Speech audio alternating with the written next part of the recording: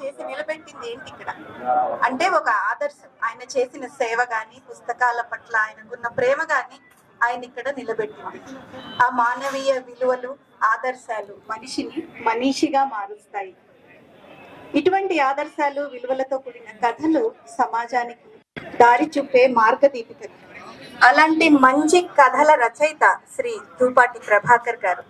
వారు ఇంగ్లీష్ లో కథలు రాసి ఫేస్బుక్ లో పోస్ట్ చేసినప్పుడు అదృష్టవశాత్తు ఆ కథలు చాలా మందికి నచ్చాయి. ఆ కథల తెలుగు అనువాద పుస్తకమే వెలుగు వైపుగా. వాటిని తెలుగులోకి అనువదించిన వారిలో ముఖ్యులు శ్రీ గోపాలకృష్ణారావు పంతుల, శ్రీమతి సావిత్రి రమణరావు గారు, శ్రీమతి రత్నశ్రీ వటం గారు, శ్రీమతి సుగుణ తాళ్ళూరి గారు, శ్రీమతి గంటి జానకి గారు, శ్రీ నందు కుసినెర్ల గారు, శ్రీమతి లక్ష్మీ రామారావు గారు.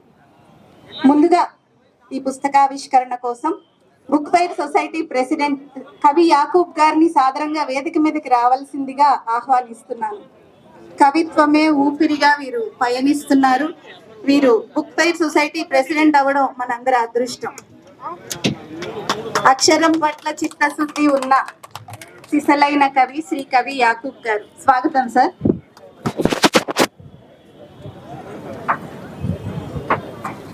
ఈనాటి మన కథల పుస్తకం రచయిత శ్రీ ధూపాటి ప్రభాకర్ దంపతులని సాదరంగా వేదిక మీదకి ఆహ్వానిస్తున్నాము.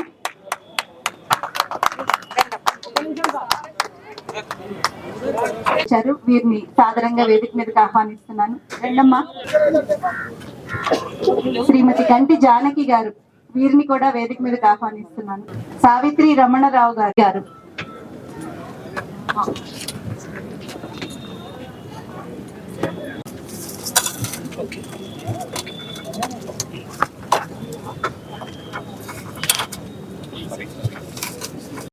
చార్టెడ్ అకౌంటెన్సీలో అలాగే ఫైనాన్షియల్ మేనేజ్మెంట్ లో హై గ్రేడ్ కథలు కూడా ఉంటాయి. అంటే బెంచ్ నుంచి షేర్ మార్కెటింగ్ లో, అంటే బెంచ్ నుంచి గంజి దాకా అన్ని కథలు ఇందులో ఉన్నాయి. అది ఈ పుస్తకం ప్రత్యేకత.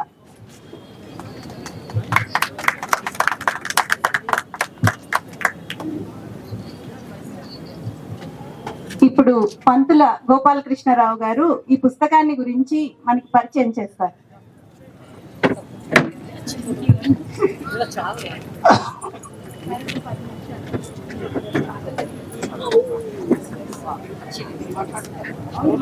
बहुत बढ़िया, बहुत अच्छा लिखे, बहुत अंदर की नमस्कार।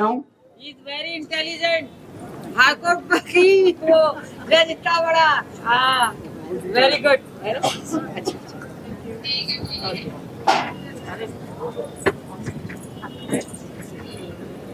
అందరికీ నమస్కారం. సెలబ్రేషన్ అంటారు కదా, ఒక రచయితకు ఒక సెలబ్రేషన్. తాను రాసినటువంటి పుస్తకం బయటకు వచ్చినప్పుడు తన లోపల ఎన్నో ఏళ్లుగా ఉన్నటువంటి విషయాల్ని అవి అక్షరాల రూపంలో ఇచ్చి ఒక పుస్తక రూపంలోకి తెచ్చి అవి బయటికి మీ అందరి ముందు, మనందరి ముందు పెట్టినప్పుడు ఆ రచయిత మనసు గొప్ప ఉత్సవం చేసుకుంటూ ఉంటుంది.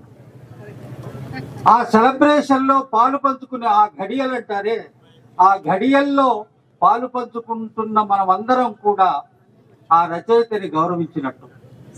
ఇక పుస్తకం చదివిన తర్వాత పాఠకుడు ఎలాగో ఆ సెలబ్రేషన్ ని గుర్తిస్తాడు.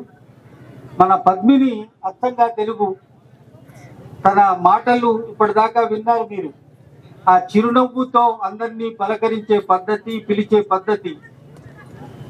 ఇక్కడ ధూపాటి ప్రభాకర్ గారు నేను కలవగానే ఆయన నన్ను ఎన్నో ఏళ్లుగా పరిచయం ఉన్నట్లుగా పలకరించిన తీరు, ఇవన్నీ కూడా ఇక్కడ పంతుల జోగారావు గారి పేరు గుర్తుకొస్తున్నది, వారి అన్నగారు. వీళ్ళందరి మధ్యన ఎలా ఉంది అంటే మానవత్వం ఒక దగ్గర కుప్పపోసినట్టుగా ఉంది. అంత మంచి మనసుల మధ్యన ధూపాటి ప్రభాకర్ గారి ఈ కథల పుస్తకం రావడం, దాన్ని జననాంతర సౌహృదాన్ని అంటారే, నేను ఇది ఆవిష్కరించడం, ఇది ఎక్కడెక్కడ లింక్ ఉంది చూడండి. అట్లా ఈ పుస్తకానికి అన్ని రకాలైనటువంటి చేర్పులు జరిగాయి. ఈ పుస్తకం పాఠక లోకంలో అందరూ స్వాగతిస్తారని, పాఠక లోకం అంతా దీని నుంచి ఒక అడుగు ముందుకు వేస్తుందని, ఒక రచన వచ్చినప్పుడు భూమి కొత్త వ్యాకోచిస్తుంది అంటారు ఒక పెద్ద ఆయన. భూమి వ్యాకోచించడం అంటే భూమి వ్యాకోచించడం కాదు, భూమి మీదున్న వాళ్ళ యొక్క వ్యక్తిత్వాలు, భావాలు ఇంకా కొంత పొడిగించబడడం. ఆ పొడిగించబడేటువంటి ఒక కార్యక్రమాన్ని రచయిత చేస్తాడు.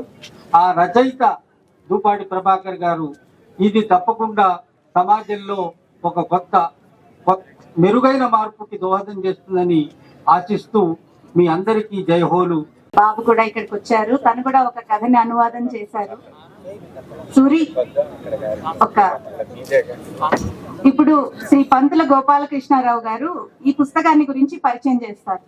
వారు కూడా చాలా కథల్ని అనువాదం చేయడం జరిగింది ఈ వెలుగు వైపుగా అనే పుస్తకంలో. వారిని కూడా సాధారణంగా వేదిక మీదకి ఆహ్వానిస్తున్నాము.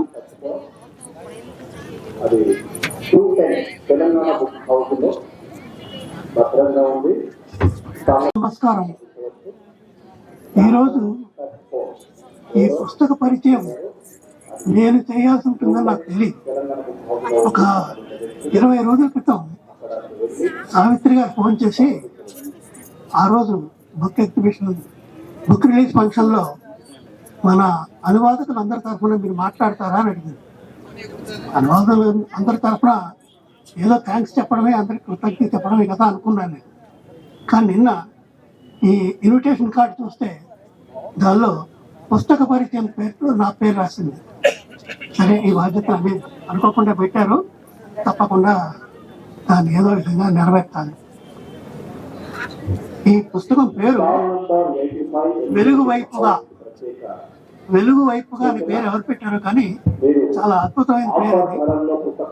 మన వేదాల్లో చెప్పింది, మన తమసోమ జ్యోతిర్గమయ, చీకట్లోకి వెలుగులోకి వెళ్ళడమే ప్రస్థానం. మనం చీకట్లోకి వెళ్ళడమే ప్రస్థానం కనుక తమసోమ జ్యోతిర్గమయ అన్నట్టు వెలుగు వైపుగా వెళ్ళడం అనేది. దూపాటి ప్రభాకర్ గారి కథలండి. దీనిలో 63 కథలు ఉన్నాయి. ఈ 63 కథల్లో 25 కథలు నేను ముందు ట్రాన్స్లేట్ చేశానండి తెలుగులోకి. నా తర్వాత శ్రీమతి సావిత్రి రమణరావు గారు, ఆవిడ ఒక 25 కథలు, మొత్తం ఇద్దరు కలిసి ఒక 50 కథలు. ఈ 63 కథల్లో 50 కథలు మేమిద్దరం చేసినవి ఉన్నాయి. తర్వాత శ్రీ గారు ఒక 9 చేశారు. మిగిలిన వాళ్ళు ఒక్కొక్క కథ చేశారండి. ఇప్పుడు ఈ పుస్తకం పరిచయం చేయాలంటే పుస్తకం కంటే ముందు దూపాటి గురించి మాట్లాడారు. దూపాటి గారు an ఎక్సలెంట్ స్టోరీ టెల్లర్ అండి. ఆయన ఇంగ్లీష్ లో రాశారు కానీ ఆయన తెలుగులో కూడా అంత అద్భుతంగా రాయగలడు. ఏదో మా అదృష్టం కొద్దీ మాకు ట్రాన్స్లేషన్ అయితే అవకాశం కల్పించడానికి ఆయన రాశాడు కానీ లేకపోతే తెలుగులోనే బాగా రాయగలడు ఆయన. ఆ విషయం మీకు ఈ ముందు మాట చూస్తేనే తెలుస్తుంది. ఏదైతేనే ఆయన 2019లో ఈ నేను పుస్తకాలు నేనేమో సాహిత్యం గురించి చాలా వ్యాసాలు రాస్తూ ఉండేవాడిని నా ఫేస్బుక్లో. పద్యాలు రాస్తాను, కంద పద్యాలు రాశాను, ఒక 300 వరకు కంద పద్యాలు రాశాను. సాహిత్య వ్యాసాలు చాలా రాశాము.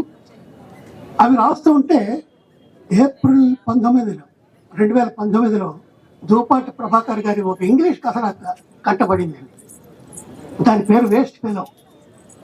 అరే, ఈ కథ చాలా బాగుందే, ఇంత బాగా ఉన్న కథని ఇంగ్లీష్లో చెప్పడం ఏంటి, తెలుగు వాళ్ళ కథ కదా ఇది, తెలుగులో చెప్తే బాగుంటుంది కదా అని నాకు అనిపించి నేను దాన్ని తెలుగు చేశానండి. నన్నెవరూ అడగలే, నా అంతటి నేనే ఆ కథ చాలా బాగుంది అని దాన్ని తెలుగు చేశానండి. ఆ తెలుగు చేస్తే చాలామంది దాన్ని మెచ్చుకున్నారు. కథ బాగుంది, కథ మీ స్వీయ అనుభవంలా కనిపిస్తుంది తప్పితే కథలో లేదు అనుకున్నారు చాలామంది. అంటే నేను లాయర్ని కాదని తెలిసిన వాళ్ళకి తెలిసింది కానీ లేకపోతే అది నా స్వీయ చరిత్రే అనుకున్నారు. అంత బాగా కుదిరింది. ఆ విధంగా చాలా మంది మెచ్చుకుంటూ ఉంటే ఆయన పుంఖానుపుంఖంగా రాయడం మొదలుపెట్టాడు. మొదటి 3 నెలల్లో దాదాపు ఒక 25 కథలు రాశారు. ఏప్రిల్, మే, జూన్, జూలై అంటే వారానికి ఆల్మోస్ట్ 2. నేను అవి ట్రాన్స్లేట్ చేయడం మొదలుపెట్టా. ఒక 20-22 అయిన తర్వాత నాకు నా రచనాభ్యాసంగా మిగతాదంతా కుంటుపడుతుందని చెప్పి నేను ఇంక సాధించుకుంటాను అని 25 కంప్లీట్ చేద్దాం, మరో 3 కథలు చేసేసి 25 కథలు మాత్రం నేను తెలుగులోకి అనువదించి పెట్టానండి. ఆ తర్వాత సావిత్రి గారు అందుకున్నారు. నేను ఆపిన చోట సావిత్రి గారు అందుకున్నారు. ఆవిడ ఒక 25-30 కథల వరకు ఆవిడ ట్రాన్స్లేట్ చేశారు. ఆవిడ చాలా బాగా చేశారు. ఎక్సలెంట్ ట్రాన్స్లేటర్ ఆవిడ. ఆవిడ కథలు ప్రతి కథని పోస్ట్ చేసినప్పుడల్లా గోపాలకృష్ణరావు గారి కృతజ్ఞతలతో అంటూ నన్ను ట్యాగ్ చేయడం మొదలుపెట్టారు. కేవలం నా మీద గౌరవము, అభిమానంతో. ఆ విధంగా ఆవిడ పోస్ట్ చేసినప్పుడే నేను చదవడం జరిగింది. అది సరే, నేను ట్రాన్స్లేట్ చేసిన కథలు నాకు ఎలాగో తెలుసు. తర్వాత ఆవిడ అంటే 50 కథలు ఆ విధంగా తెలుసు. నేను మిగిలిన 8 కథలే కదా ఇప్పుడు చదువుకుంటే సరిపోతుందని నేను మిగిలిన 13 కథలు చదువుకున్నాను. అందరూ చాలా చక్కగా ట్రాన్స్లేట్ చేశారు. చాలా 63 కథల్లో అన్నిటినీ ఇప్పుడు స్పృశించడం మనకు కుదరదు కనుక మనం ఏం చెప్పుకుంటామండి, వంటలో అన్నం ఉడికిందో లేదో చూడాలంటే ఒక్క మెతుకు పట్టుకుంటే చాలంట. అలాగా దీనిలో ఒక కథ గురించి ముందు పరిచయం చేస్తాను. ఆ కథలన్నీ ఎంత గొప్పగా ఉన్నాయో మీకు తెలుస్తుంది. ఆ కథ ఫస్ట్ నేను ట్రాన్స్లేట్ చేసిన కథ వేస్ట్ ఫెలో.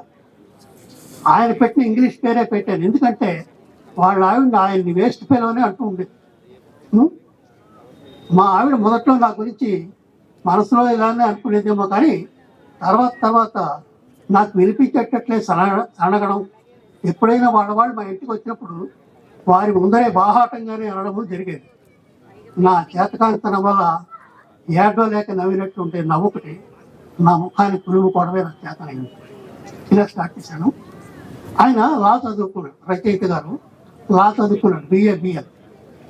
అమ్మ ఉంటుంది, తండ్రి ఉంటాడు. బాగా చాలా బుద్ధిమంతుడు, బాగా లా చదువుకున్నాడు కదా. వాళ్ళ వంశంలో ఎవరు చదువుకున్నాడు, ఈయన ఒక్కడే మొదటివాడు. బాగానే ప్రాక్టీస్ చేసుకుంటాడులే అని వాళ్ళ అమ్మకి కజిన్ బ్రదర్ ఒక ఆయన వచ్చి పిల్లని ఇస్తాను వస్తాడు. పిల్లని ఇస్తాను వస్తే తమ్ముడు కూతురే కదా అని చాలా సంతోషంగా ఉంటుంది ఆవిడ. కొడుకుని అడిగితే కొడుకు తల్లి మాటని జవరదాడు కదా, సరే చేసుకుంటానంటాడు. అప్పుడు తన మేనకోడలే కోడలు అవుతోందని తల్లి చాలా సంతోషిస్తుంది. అక్కడ ప్రభాకర్ గారు షీ వాజ్ వెరీ గ్లాడ్ అని ఏదో రాశారు. నేను దానికి తమ్ముడు కూతురే కోడలు అవుతుందంటే మా అమ్మ ముఖం సంతోషంతో చేటంత అయింది అని రాశారు.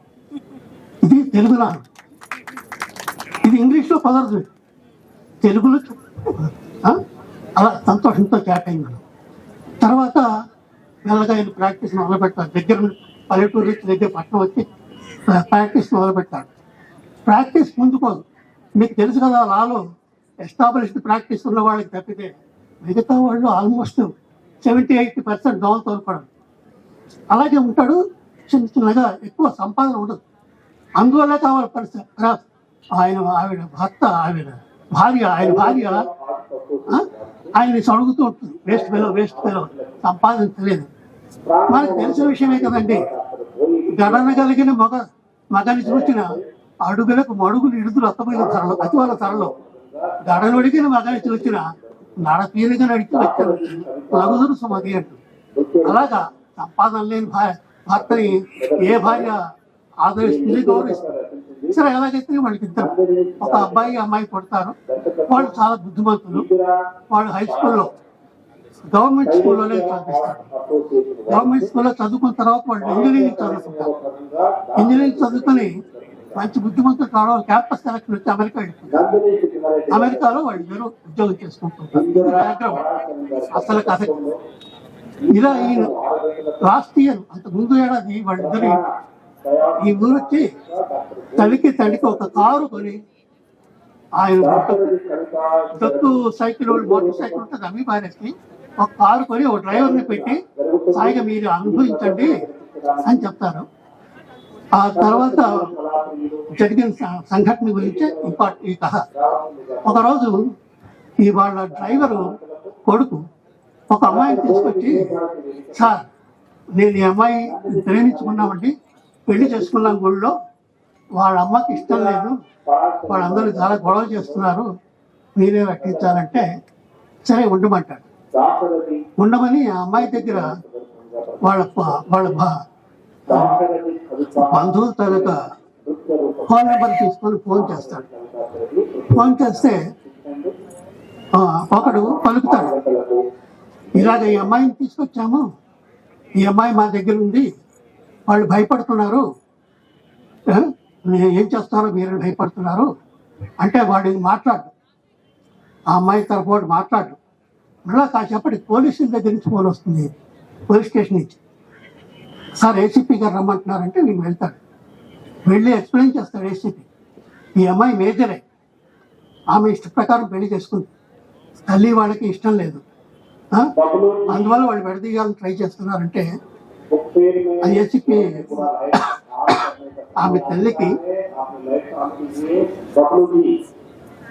తల్లికి వార్నింగ్ ఇస్తాడు, ఆ అమ్మాయి మేజర్ అయిపోయింది, పెళ్లి చేసుకోవడం ఆమె ఇష్ట ప్రకారం జరగాలి, మీరు వాడిని విడదీయడానికి కుదరదు, మీకు ఇష్టమైతే మర్నాడు వెళ్ళి లాయర్ గారి ఇంట్లో ఆయనతో మాట్లాడండి అని చెప్తారు. ఈ లాయర్ ఏమో ఇంటికి తీసుకొచ్చి ఈ అమ్మాయిని వాళ్ళ ఇంట్లోని మేడ మీద టెనెంట్స్ ఉంటారు, వాళ్ళకి 2 ఆడపిల్లలు ఉంటారు, సరే ఈ అమ్మాయిని కూడా అక్కడే ఉంచుతాడు భద్రంగా. మర్నాడు పొద్దున్న ఈ అమ్మాయి తల్లి వాళ్ళ బంధువులు అందరూ వస్తారు, వాళ్ళకి రియలైజేషన్ వస్తుంది, పోలీస్ ఏసీపీ చెప్పుంటాడు, మీరు అడ్డదిడ్డంగా ఏమైనా వ్యవహారం చేస్తే మీతో ఎలా ప్రవర్తించాలో నాకు బాగా తెలుసని చెప్తాడు. అందువల్ల వాళ్ళు సెటిల్ అయిపోతారు. అమ్మాయి కులం కంటే వీళ్ళ కులం కొంచెం పెద్దదే, అందువల్ల ఇష్టపడతారు, ఇష్టపడి పెళ్లి చేయడానికి సిద్ధపడతారు. వచ్చి లాయర్ గారికి ఆయన భార్యకి ఇద్దరికి వంగి నమస్కారాలు పెడుతుంటారు. మా అమ్మాయిని రక్షించారు, లేకపోతే వాడు ఎక్కడ పారిపోయేవారు, ఏం చేసుకునేవారు అంటారు. సరే అబ్బాయి అందరూ నమస్కారాలు పెడుతుంటే ఈయన వాళ్ళ ఆవిడ ముఖంలోకి చూస్తాడు, ఆవిడ రిఫ్లెక్షన్ ఎలా ఉందో అని. కానీ ఆవిడ దొరికేది ఆవిడ దొరకదు.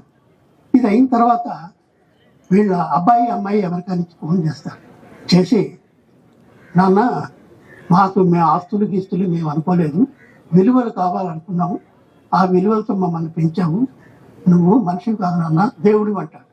వాళ్ళంటే ఆఖరి సెంటెన్స్ నేనే, నాకు ఇంకేం కావాలి అనుకుంటాడు. అది కథ, ఇది చిన్న కథ.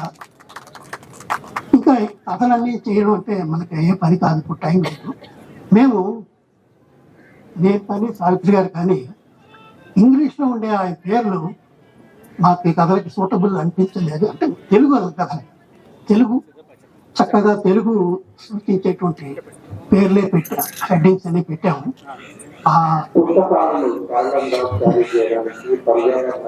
ఆ తర్వాత 1-2 చిన్న విషయాలు దీనిలో చెప్తాను నేను.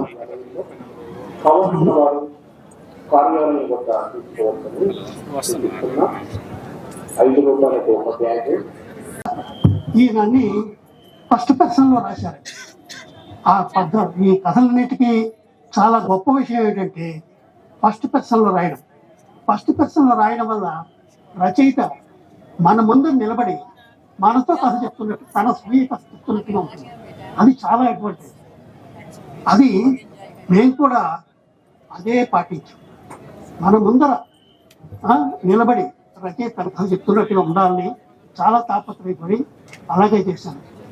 సావిత్రి గారు ఆవిడ ట్రాన్స్లేషన్ చేస్తున్నప్పుడు, గురుగారు మీరు కొన్ని కిటుకులు చెప్పండి ఏమన్నా, దీనిలో కిటుకులు ఏం లేవమ్మా, ఇవన్నీ ఫస్ట్ పర్సన్లో రాస్తున్నటువంటి కథలు కనుక రచయిత గారు మన ముందు నిలబడి, ఆ పాత్ర ఏదో మన ముందు నిలబడి తన కథ చెప్తున్నట్టుగానే ఉండాలి అన్న.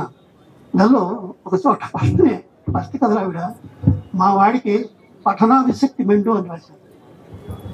ఎవరైనా మాట్లాడుకున్నప్పుడు మనం మా వాడికి పఠనాశక్తి మెండు థర్డ్ పర్సన్లో అయితే చెప్పచ్చు. దీనిలో ఏం రాయాలంటే మా వాడికి చదువు అంటే ఊరే పిచ్చండి, తెగ చదువుతాడు అంటాం. అలా రాస్తే బాగుంటుంది. అంతకు మించి నేను ఆవిడకి చెప్పిన సలహా లేదు. ఆవిడ అద్భుతమైన రచయిత్రి, వాళ్ళందరూ కూడా చాలా బాగా రాశారు. మనకి ఇంకా ఎక్కువ కాలాతీతం. ఇక్కడ ఒక్క విషయం చెప్పాలనుకున్నా, ఈ కథలో రచయిత గారు ఒక అమ్మాయిని ప్రేమిస్తాడు. ఆ అమ్మాయి ఏమో ఆంధ్ర సైడ్కి చెందింది, ఆంధ్రాలో పట్టణంలో పెరిగిన పిల్ల. ఆమెను ప్రేమిస్తాడు. వచ్చి అమ్మ నేను ఆ అమ్మాయిని ప్రేమించాను, పెళ్లి చేసుకుంటాం అనుకుంటున్నాను అంటాడు. అంటే ఆ తల్లి అంటుంది, అదేమిటయ్యా మన అక్కడ పట్టణంలో పెరిగి అందరూ ఆంధ్ర అంటున్నాము, వాళ్ళవన్నీ వ్యవహారాలు వేరే ఉంటాయి, మన ఇది కాదు. మన పట్టణంలో మన పిల్లలు లేరా, మన దగ్గర చదువుకున్న వాళ్ళు లేరా, ఎవరో ఒక చూసి చేసుకుంటే పోదా అంటుంది. అంటే ఆయన అంటాడు, అదేటమ్మా ఈ రోజుల్లో గ్లోబల్ విలేజ్ అయిపోయింది, ఎక్కడెక్కడ వాళ్ళు పెళ్లి చేసుకుంటున్నారు, మన హీరో లేడా, హీరో వెళ్ళి మహారాష్ట్రని పెళ్లి చేసుకోలేదా అంటాడు. అంటే ఆ అమ్మ అంటుందండి, సరేనయ్యా నీ ఇష్టం, నీకేది ఇష్టమైతే అలాగే చేసుకో అంటుంది. కానీ పెళ్ళి అయిపోయిన తర్వాత నన్ను తీసుకెళ్ళి మన ఊళ్ళో దిగబెట్టి నేను ఇక్కడ ఉండలేను. అక్కడ ఆయన ఇంగ్లీష్లో ఏం రాశారో కానీ తెలుగులో అక్కడ ఏం రాసింది చెప్తాను. అమ్మ ఎందుకో సంతోషంగా లేదు, ముఖం విచారంగా పెట్టింది. ఏమైందమ్మా అని అడిగాను. చూడు బిడ్డ, మనం పల్లెటూరు వాళ్ళం, మట్టి పనులు చేస్తూ పెరిగిన వాళ్ళం, ఏది దొరికితే అది తిని బతికేయడానికి అలవాటు పడ్డవాళ్ళం. అదీ కాక ఆ పిల్ల ఆంధ్ర పిల్ల, పట్నం పిల్ల అనబడితే వాళ్ళ తిండి అలవాటు అలాగే ఉంటాయి. ఆంధ్రాలో పట్టణంలో పెరిగిన పిల్లలు మన లెక్క కాదు, ఆయన హుషారు ఉంటారు. ఏడు మన తాను చదువుకున్న పిల్లలు లేరా, ఏంటి మంచిగా ఎవరినో ఒకరిని చూసి చేసుకోబిడ్డ, సుఖపడతాం అంటుంటారు. గదేందమ్మా కేసీఆర్ లెక్క అట్లా అంటాము. అందరైంది తెలంగాణ అయింది, అందరం తెలుగువాడమే కదా. ఆత్మ దునియా మొత్తంలో దేశాల్లో వాళ్ళు పెళ్లిళ్ళు చేసుకుంటున్నారు కదా. హీరో మహేష్ బాబు మరాఠీ పోలిని చేసుకోలేదా? ఇప్పుడు ఆ పిల్ల నేను చేసుకుంటే ఏమైపోద్ది అని అడిగాను. అప్పుడు నీకు చెప్పేటంత దాన్ని కాను బిడ్డ, నీ సుఖమే నాకు కావాలా, నీ ఇష్టమైన పిల్లని చేసుకో, కానీ నీ పెళ్ళి అయిపోగానే నన్ను మన ఊళ్ళో విడిచిపెట్టు, నేను ఆడనే ఉంటాను.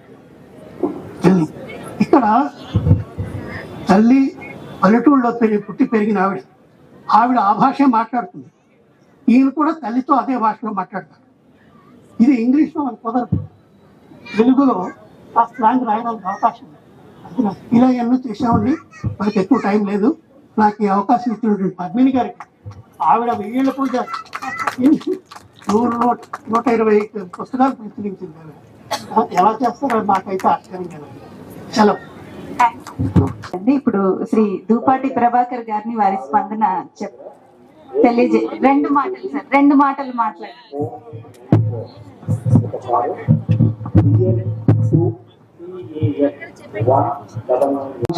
పుస్తకం గురించి కానీ వాళ్ళు చెప్తారు, నా గురించి ప్రత్యేకంగా చెప్పాల్సింది ఏం లేదు.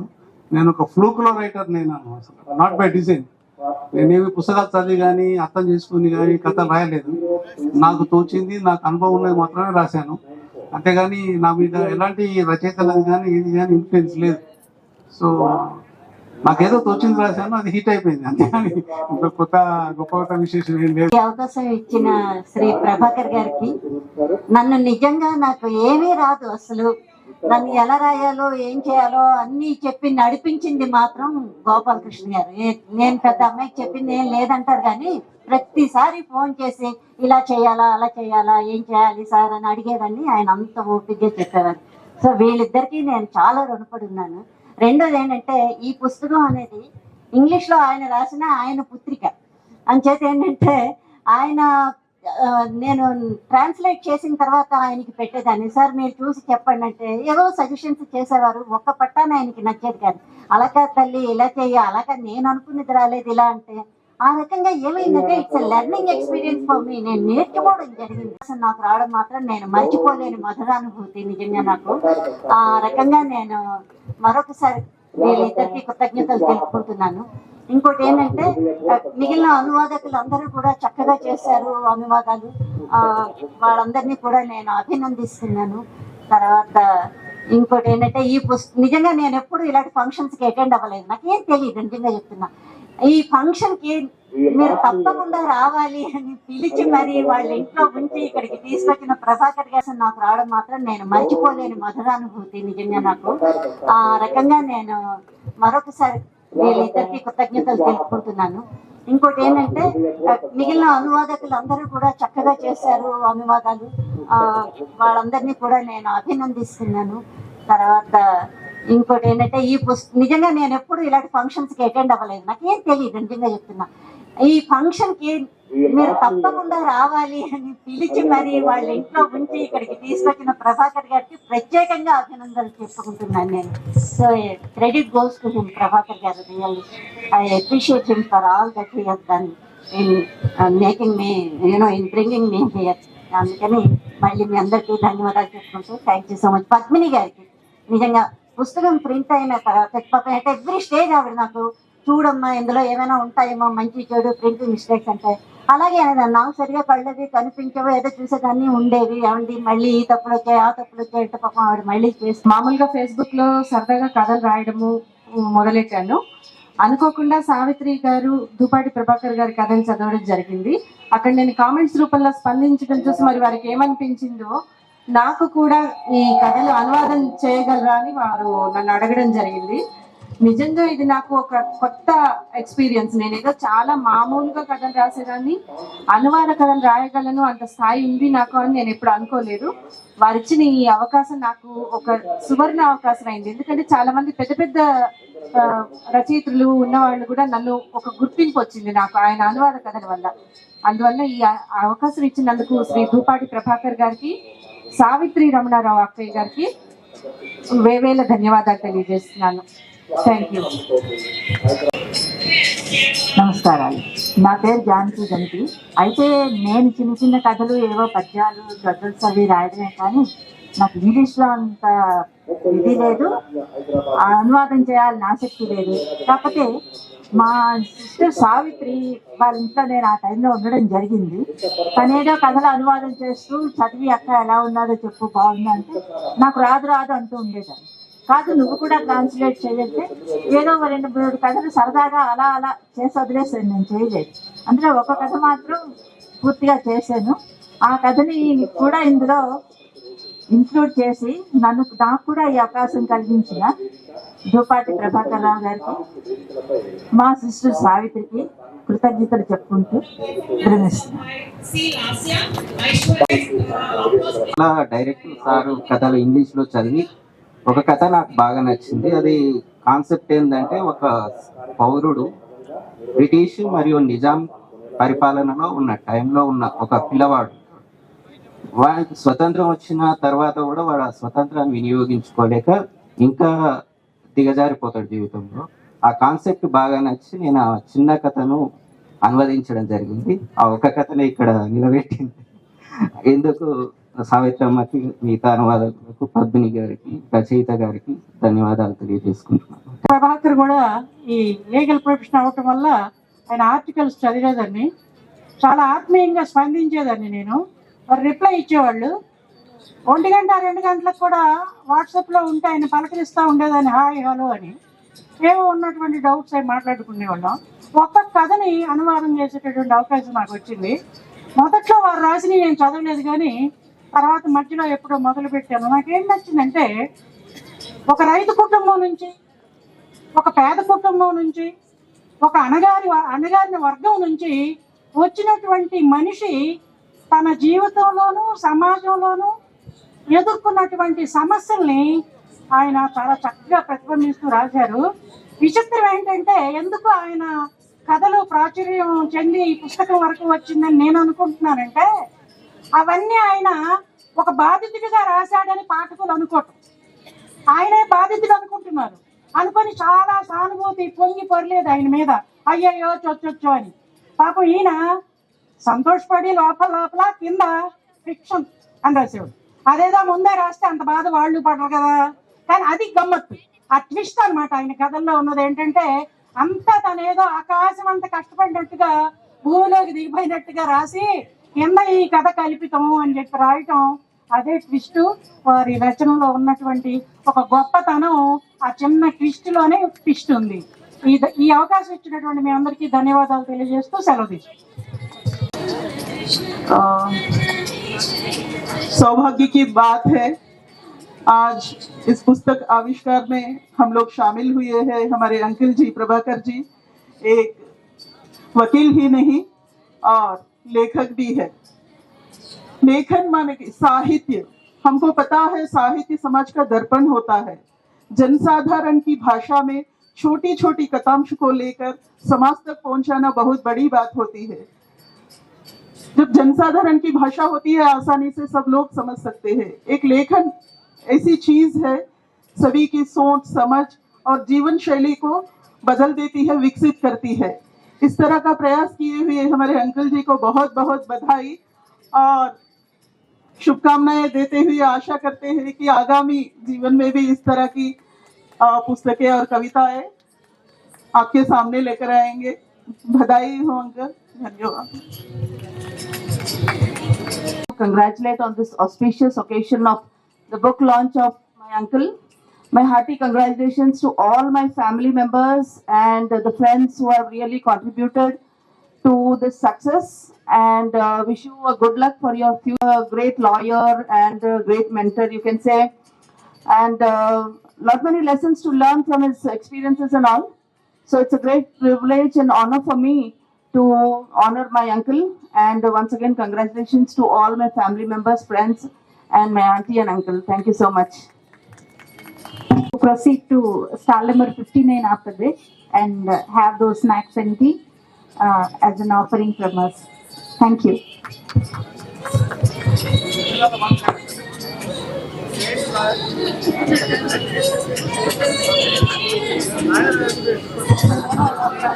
ఈ సభ ఇంతటితో ముగిసిందండి.